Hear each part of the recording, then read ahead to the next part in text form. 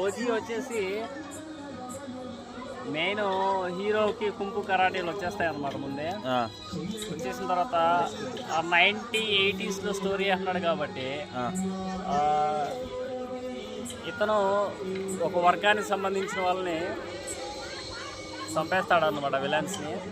దాని తర్వాత అజ్ఞాతవాసంలోకి వెళ్ళిపోతాడు. అజ్ఞాతవాసంలోకి వెళ్ళిపోయిన తర్వాత అక్కడ హీరోయిన్ పరిచయం అవుతుంది. హీరోయిన్ పరిచయం అయిన తర్వాత 2-3 సాంగ్స్ ఉంటాయి హీరోయిన్ తోటి. ఎందుకంటే గట్టిగా చెప్పేది వాయిస్ రావద్దా, అవతలే వాళ్ళు మైక్ సెట్ ఉంది మన. ఓకే సరిపోతుంది.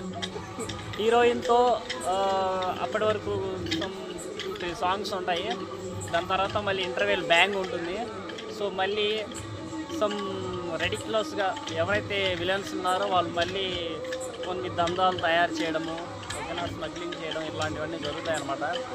సో అప్పుడు మళ్ళీ హీరో ఏమంటాడంటే, నేను వస్తున్నా ముంబై, తలలు జాగ్రత్త అని అంటాడు.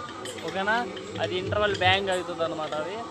ఓకే, దాని తర్వాత అక్కడ ఎవరైతే ముంబైలో విలన్స్ ఉంటారో వాళ్ళందరినీ హీరో చంపేస్తాడు అనమాట. చంపేసిన తర్వాత పార్ట్ 2 లోడింగ్ అవుతుంది అనమాట. అది పార్ట్ 2 ఉందంటావా?